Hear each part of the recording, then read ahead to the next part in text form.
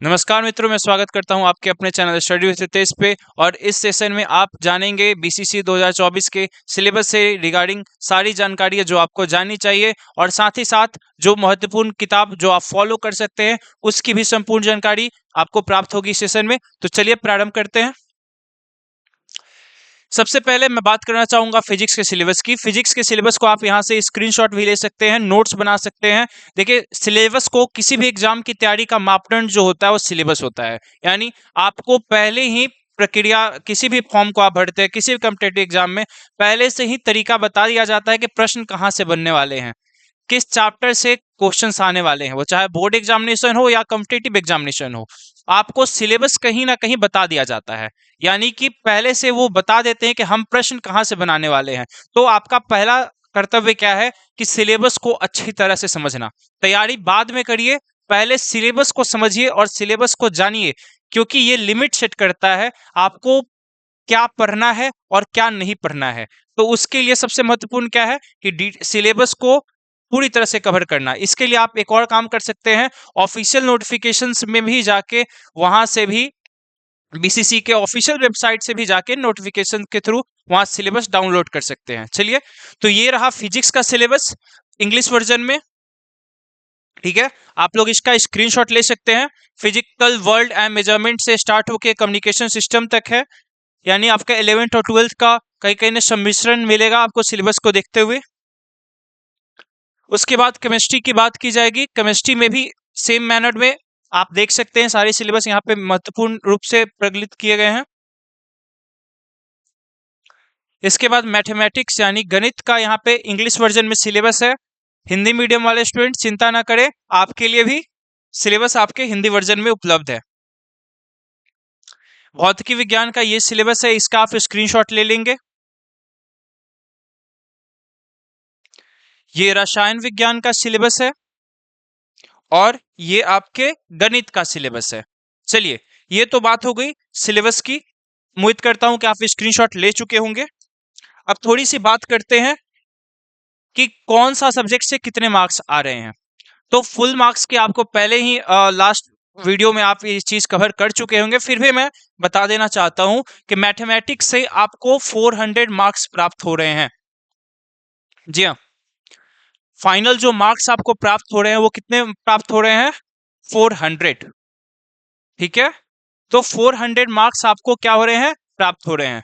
Same manner में अगर मैं बात करूं भौतिक विज्ञान यानी केमिस्ट्री की, तो यहां पे भी आपको 400 मार्क्स प्राप्त हो रहे हैं।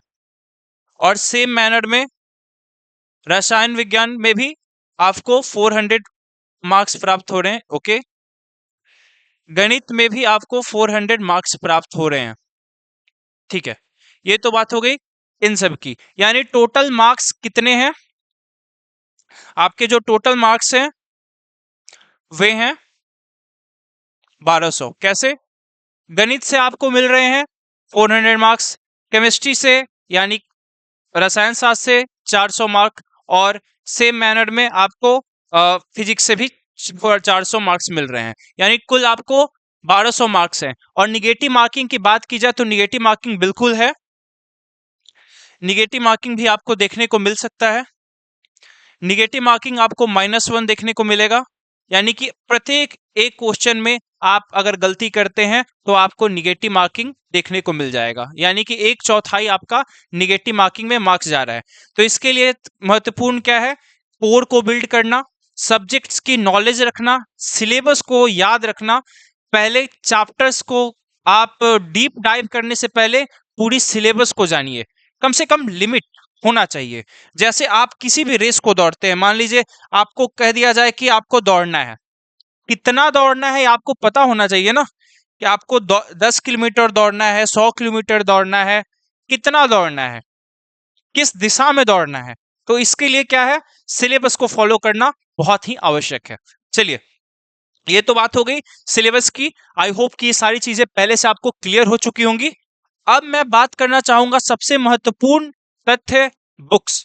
क्योंकि कहीं ना कहीं परीक्षा में आपका जो सबसे महत्वपूर्ण साथी है वो है किताबें। आपको किताब के द्वारा ही, अलग अलग किताबों के द्वारा तैयारी को एक अलग स्तर पे ले जा सकते हैं। लेकिन आपको मार्केट में इजीली बहुत सारे बुक्स अवेलेबल हैं, आप अपने सुविधा और समझ के अनुसार, ज्ञान के अनुसार और इसका प्रयोग करके किताबों का चयन कर सकते हैं। लेकिन जो सबसे महत्वपूर्ण है वह है ये समझना कि सबसे महत्वपूर्ण किताब क्या है। ये जो किताबें दिख रही हैं वो है एनसीईआरटी की, यानी कि आपका संविधान होना चाहिए। जैसे एक लॉ के स्टूडेंट के लिए या फिर एक सामाजिक विज्ञान के स्टूडेंट के लिए संविधान को समझना और जानना बहुत महत्वपूर्ण है, वैसे ही एक विज्ञान के स्टूडेंट के लिए एनसीईआरटी बुक को फॉलो करना, और वो भी यानी कि एनसीईआरटी बुक्स को कोर से बिल्डअप करना बहुत ही महत्वपूर्ण है। ठीक है, इसके लिए करना क्या है, आपको सिलेबस देखना है, अपना इस सिलेबस को फॉलो करते हुए एनसीईआरटी से पहले बेसिक्स क्लियर करने हैं।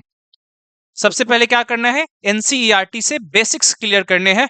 उसके बाद मार्केट में प्राप्त विभिन्न प्रकार की किताबों का चयन करना है प्रैक्टिस के लिए।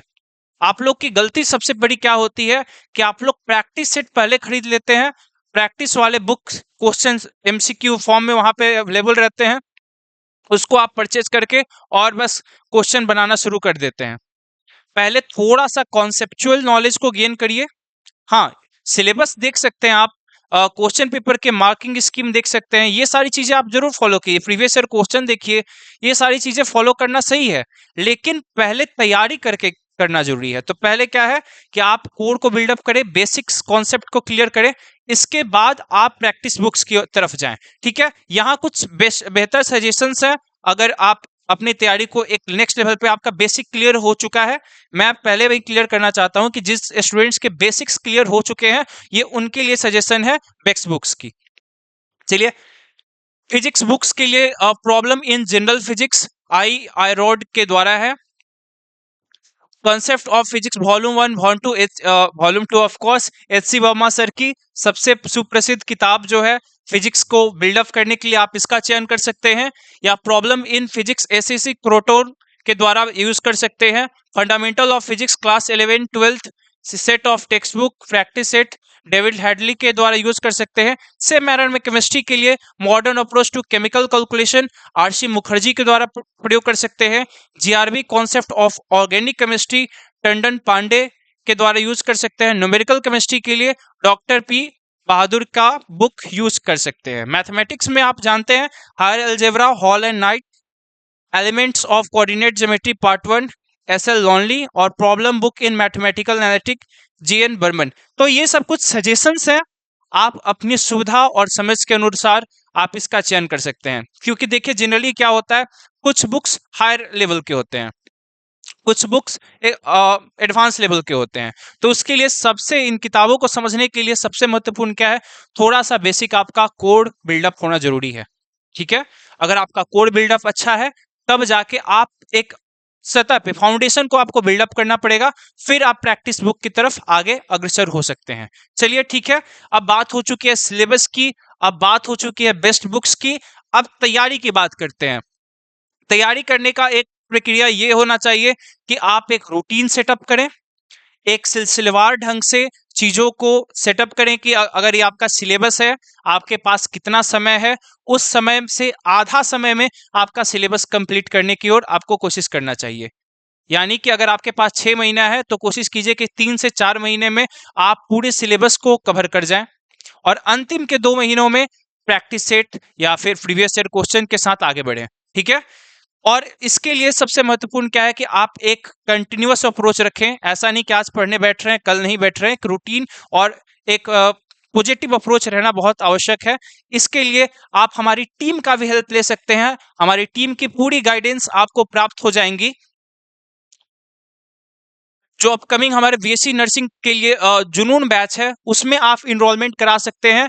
इसके लिए आपको मात्र 500 फी लगने जा रहे हैं, इट्स नॉट 1000। आपको प्राप्त होंगे live classes, of course video lectures, assignments, chapter wise notes. जैसे ही आपको क्लास खत्म होता है उसके बाद आपको पीडीएफ अलॉट करा दिए जाते हैं।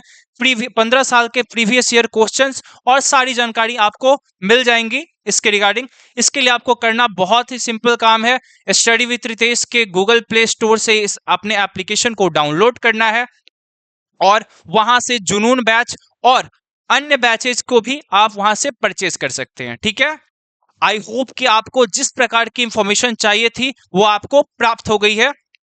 और अगर आपको ये सेशन पसंद आ रहा है तो इस प्रकार के सेशंस के लिए हमें मोटिवेट करने के लिए वीडियो को लाइक करना ना भूलें, और आपकी कमेंट, क्वेरीज और इस चीज का हमेशा से हमें इंतजार रहता है।